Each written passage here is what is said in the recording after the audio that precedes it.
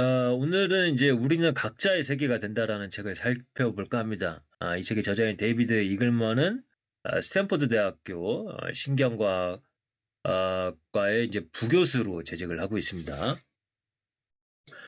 이 책은 우리 뇌가 끊임없이 회로를 바꾸는 모습을 보여줄 것이다.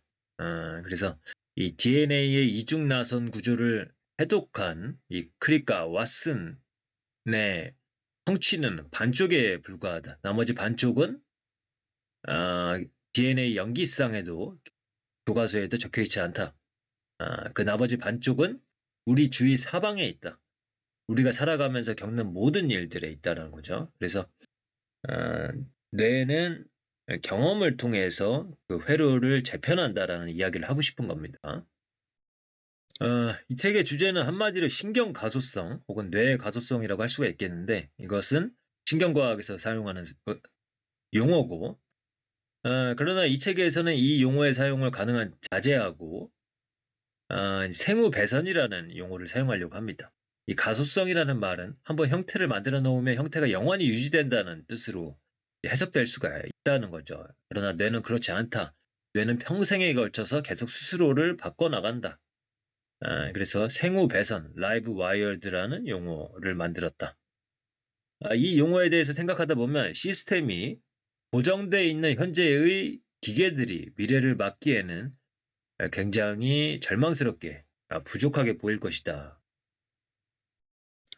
인간이 태어나면서부터 가지고 있는 이 유전자만으로는 부족합니다. 전체를 메울 수 없다.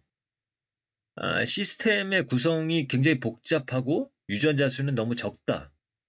같은 유전자를 다양하게 요리하는 기술을 고려하더라도 뉴런과 연결점의 수가 유전자 조합의 수를 엄청나게 앞지른다.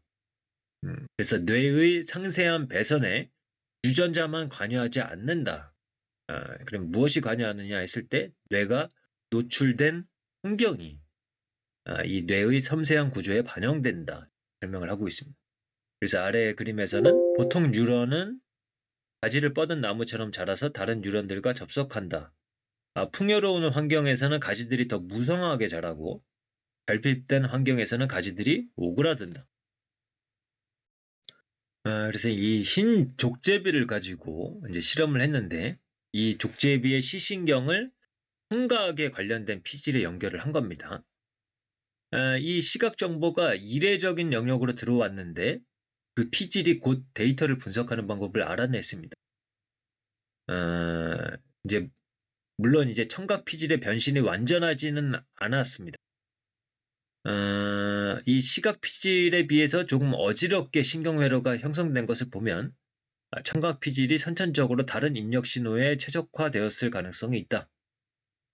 피질의 변화 능력이 적어도 일부의 유전자 사양에 의해 상쇄될 가능성이 있다는 뜻이다. 그러나 실험을 위해 흰 족제비의 뇌를 조작했을 때 청각 피질이 이미 주변에서 들려오는 소리의 통계 자료를 어느 정도 작성한 상태였을 가능성도 있다. 만약 시신경의 발달의 첫 순간부터 청각 피질에 연결되었다면 청각 피질이 완벽히 변화했을지도 모른다. 이 책의 저자는 이렇게 보고 싶어 하겠죠. 이 뇌 가소성을 이제 포커스를 맞춰서 지금 책을 쓰고 있으니까요. 그래서 시신경을 청각 피질에 연결해서 이 시각 정보가 이 청각 피질에서 완벽하게 그거를 이제 소화시키는 것, 이런 그림을 그리고 있겠죠. 그래서 이러한 뇌 가소성에 대해서 과학 논문의 수가 그동안 수십만 건으로 늘어났고, 하지만 이 스스로를 변화시키는 이 기묘한 분홍색 뇌를 아무리 빤히 바라보아도 뇌가 왜 어떻게 행동하는지를 알려줄 중요한 틀이 여전히 보이지 않는다. 이 책은 그 틀을 마련해서 설명을 하겠다, 이렇게 이야기를 하고 있는데요. 이 구절을 읽으면서 이 뇌과학의 대중적인 책들을 읽을 때의 어려움을 다시 한번 떠올리게 됩니다. 어디까지가 저자가 주장하는 고유한 가설이고 또 어디까지가 일반적으로 이 뇌과학자들, 신경과학자들이 인정하는 공인된 지식인지가 구별하기가 조금 어렵다라는 측면이 있는 것 같습니다. 이것은 아마도 독창적인 의견을 개진하는 대중서 이외에 좀 더 학술적인 분야별 교과서를 읽어야 할 필요성이 느껴지기도 하는 부분입니다. 아무튼 이 책을 한번 계속 읽어가 보도록 하겠습니다. 신경 재배치는 뇌의 영역들이 미리 정해져 있다는 과거의 생각을 더 유연한 모델로 바꿔놓았다. 뇌의 영역들은 다른 임무에 할당될 수 있다. 오른쪽에 보시면은 뇌가 신체 형태에 적응하는 모습을 볼 수가 있습니다.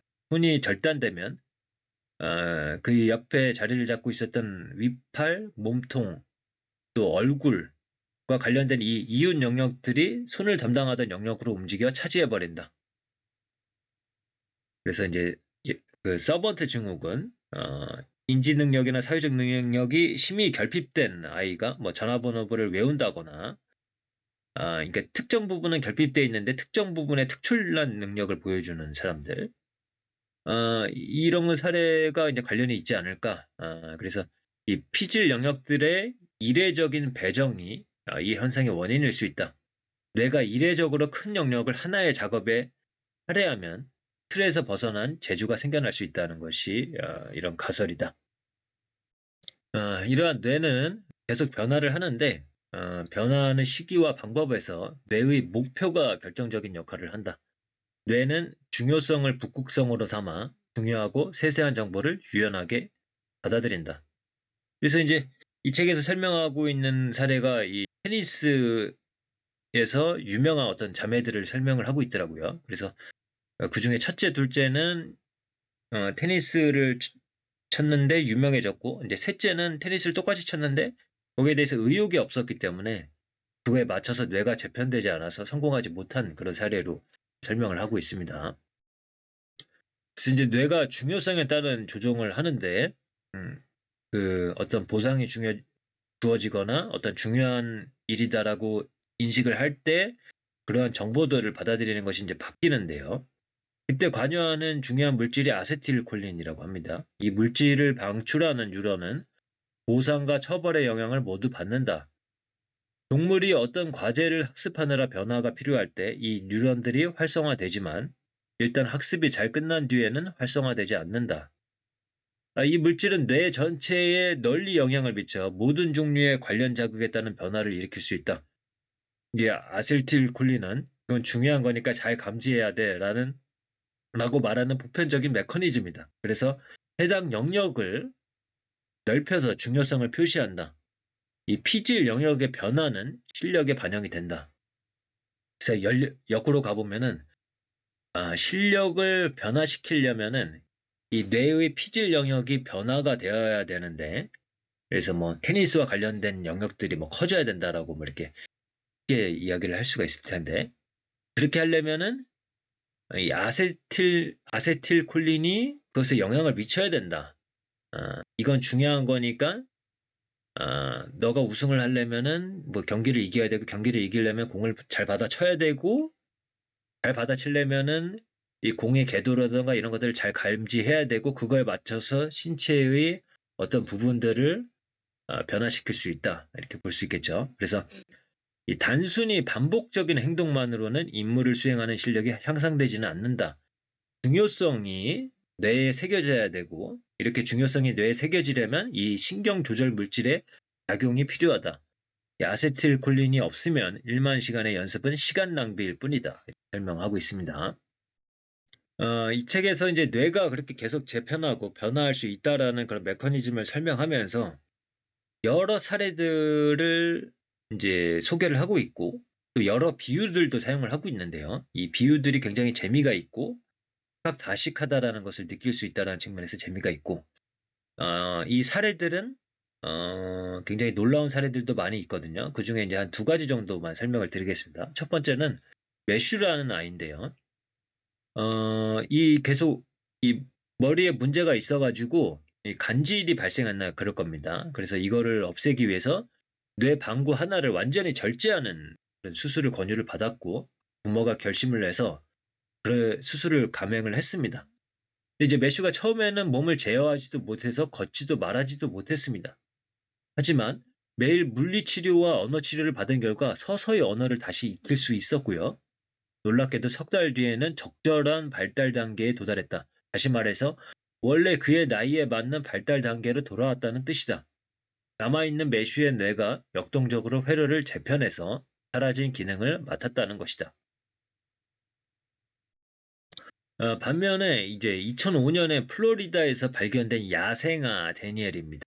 인간과 교류하지 못한 아이죠.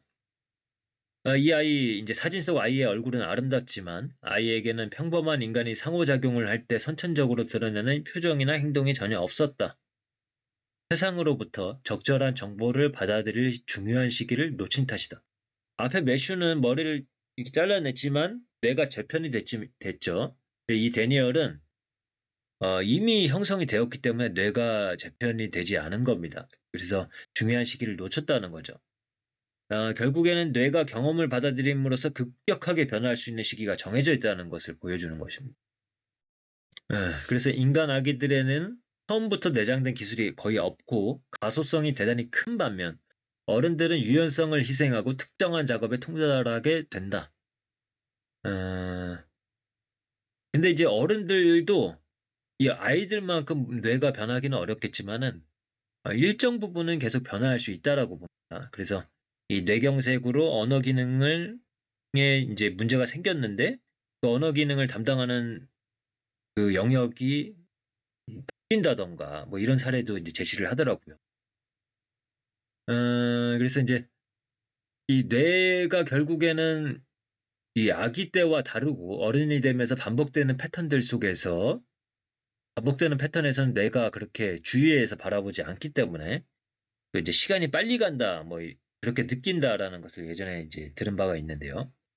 근데 이런 것들은 이제 여행을 가서 새로운 환경에 처하게 됐을 때 이 뇌가 인지하는 방식이 바뀐다고 합니다. 낯선 나라를 여행할 때 우리는 정신을 바짝 차리고 낯선 풍경을 한껏 받아들이며 신기한 것들을 더 많이 보고 더 많이 배운다. 여기저기 주의가 분산될 때도 많다. 집에 있을 때는 주의를 기울일 일이 별로 없다. 모든 것이 너무나 익숙하기 때문이다. 그러나 여행할 때는 잠시도 풀어져 있을 수 없다. 뭔가에 잔뜩 몰두해서 주의를 기울일 때는 다시 아기와 비슷해진다. 이렇게 이야기를 하고 있습니다. 그래서 이제 이 책이 전반적으로는 뇌가 계속 변화할 수 있다라는 거, 그것에 대한 메커니즘을 설명할 수 있는 어떤 예시들, 비유들, 그것이 이 책의 큰 축이고요. 또 다른 축은 자연스럽게 이 트랜스휴머니즘의 비전이 이 책에서도 계속 보여지고 있거든요. 이 호모 파메르의 미래에서 이야기한 이 더 힘센 인간, 더 똑똑한 인간, 더 도덕적인 인간이 탄생할 수 있다. 그것을 긍정적으로 보는 이 트랜스휴머니즘. 이 뇌과학 책인 우리는 각자의 세계가 된다를 읽으면서 이 트랜스휴머니즘의 어떤 그 논리라고 할까요? 그런 것들을 자연스럽게 한번 이해해 볼 수 있는 그런 측면이 있는 것 같습니다. 한번 그 내용을 살펴보시겠습니다. 무게 1.4kg의 뇌는 소리를 직접 듣거나 눈앞의 광경을 직접 보지 않는다. 뇌는 어둡고 조용한 지하 묘지 같은 두개골 안에 갇혀 있다. 뇌가 보는 것은 다양한 데이터 케이블을 통해 계속 들어오는 전기화학 신호뿐이다. 뇌가 처리해야 하는 정보도 그것뿐이다. 우리가 아직 그 과정을 전부 알아내지는 못했으나 뇌는 이 신호를 받아들여 패턴을 추출해내는데 기가 막힌 재능을 가지고 있다.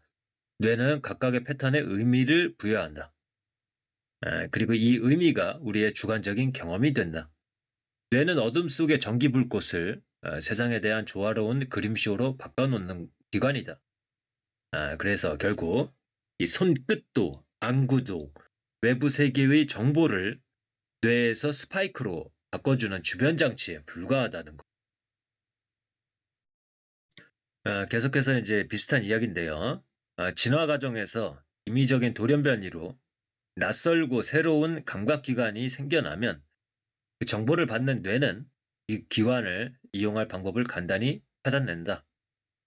우리가 처음부터 지니고 태어나는 눈, 코, 귀, 혀, 손끝 외에도 우리가 가질 수 있었던 도구들이 더 있었다는 것. 지금의 우리 모습은 길고 복잡한 진화를 거치며 물려받은 것에 불과하다. 뇌는 신호가 두개골 안쪽 깊숙한 곳까지 어떤 경로를 거쳐 들어왔든 상관없이 형태에 관한 정보를 추출해내는 법을 스스로 알아낸다. 감각을 탐지하는 기관이 무엇인지는 중요하지 않다. 신호에 실린 정보가 중요할 뿐이다. 2015년에 과학자인 에릭 톰슨과 미겔 니콜레리스는 쥐의 뇌에 적외선 탐지기를 직접 끼워 넣었다. 그러자 쥐는 그 기계의 사용법을 터득해서 적외선을 보고 이용할 수 있어야만 통과할 수 있는 시험에서 성과를 거뒀다. 그래서 적외선 정보는 쥐의 뇌가 이용할 수 있는 또 하나의 신호일 뿐이고 정보가 어떻게 뇌로 들어오는지는 중요하지 않다라고 이야기를 하고 있습니다. 이 대체된 장치는 뇌의 언어를 굳이 배우지 않아도 그것과 비슷한 방언만으로 그럭저럭 역할을 할 수 있다. 데이터 사용법을 뇌가 알아내기 때문이다. 뇌는 세상을 받아들이는 최적의 방법을 찾아 회로를 재편한다. 그래서 여기서의 이야기들은 결국에는 다 비슷한 이야기죠. 결국에 하나의 신호일 뿐이고 어떤 수단을 통해서 그 신호를 포착을 했던 간에 우리의 뇌는 그 신호에서 어떤 패턴을 찾아내고 그래서 이 세상을 받아들이는 최적의 방법을 찾아서 회로를 재편한다. 이 데이터 사용법을 뇌가 알아낸다. 이렇게 표현을 하고 있습니다. 그렇기 때문에 이제 우리 몸에 기계를 장착을 하고 기계를 통해서 신호를 받아들이는 것도 대수롭지 않다라는 의견을 갖게 되겠죠. 그래서 이런 실험을 하게 됩니다. 2008년에 평범한 팔 2개를 지닌 정상적인 원숭이가 있었는데 이 원숭이가 생각만으로 별도의 금속팔을 조종할 수 있는지 이제 실험을 한 겁니다. 뇌에 소형 전극판을 심어서 로봇팔을 제어해서 마시멜로를 입에 넣는데 성공을 했습니다. 오른쪽 그림이 그 내용인데요. 원숭이는 먼저 화면에서 목표물을 향해 커서를 움직이는 훈련을 받았고 임무를 잘 수행하면 보상을 주었습니다. 처음에는 자기 팔을 움직여서 그 일을 했으나 나중에 이제 그 팔을 사용하지 않고도 커서가 계속 움직이게 되었습니다. 원숭이 뇌에서 회로가 재편돼서 진짜 팔에 대응하는 뉴런과 화면 컷에 대응하는 뉴런이 분리된 덕분이었다. 그래서 원숭이도 가능하다면 인간도 당연히 이제 가능할 거라고 보겠죠. 한 가지 흥미로운 가능성은 몸을 바꾸면 정신도 바뀔지 모른다는 것이다. 한 연구에서는 노인 아바타를 사용하는 대학생들이 돈을 저축계좌에 넣을 가능성이 높고 여성의 아바타를 사용하는 남성은 남을 돌보는 행동을 할 때가 많으며 자기 아바타가 운동하는 모습을 본 사람들이 곧 운동을 시작할 가능성이 높다는 결론을 내렸다.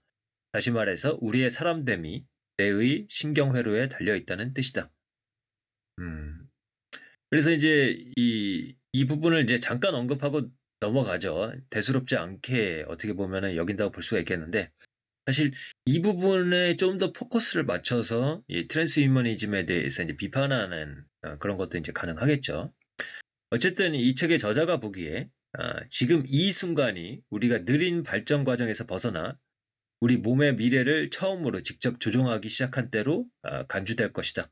그래서 이 생물공학은 앞으로 점차 일상이 될 것이다. 그래서 이제 이 책의 후반부에서는 이 트랜스휴머니즘의 비전에 대해서 좀 더 많이 설명을 하고 있습니다. 그래서 이 책의 중요한 의미는 이 뇌 가소성 혹은 생우 배선을 중심으로 해서 뇌과학을 설명하는 부분이 있고 이 책의 저자가 가지고 있는 이 뇌과학적 관점에 자동적으로 수반되는 이 트랜스휴머니즘의 비전 요것이 이제 크게 두 축이라고 볼 수가 있을 텐데요. 이제 책의 후반부에는 트랜스휴먼의 비전에 대한 이야기들이 많이 나오고요. 이 책의 중요한 첫 번째 골조인 이 생우배선의 중요 특징이 이 마지막 장에 이제 정리가 되어 있습니다. 그래서 첫 번째로 세상을 반영하고 뇌는 입력되는 정보에 스스로를 맞춘다. 입력 자료를 이용한다. 뇌는 흘러들어오는 정보라면 무엇이든 이용한다. 몸의 형태를 가리지 않는다. 뇌는 어떤 신체 형태든 통제하는 법을 터득한다. 중요한 것을 잊지 않는다. 뇌는 중요성을 바탕으로 자원을 분배한다. 그래서 이 한 4번 정도까지 오늘 이제 정리를 했었고요. 5, 6, 7번은 제가 따로 이제 설명을 드리진 않았는데 궁금하신 분들은 이제 책을 좀 보시면 될 것 같고요. 그래서 뇌는 안정적인 정보를 고정하고 입력 자료에 따라 뇌의 부위별로 유연성의 차이가 난다. 경쟁 아니면 죽음이다. 가소성은 생존을 건 투쟁에서 생겨난다. 데이터를 향해 움직인다. 뇌는 내면의 세상의 모델을 구축하고 그 모델에 따른 예측이 어긋날 때마다 자신을 조정한다.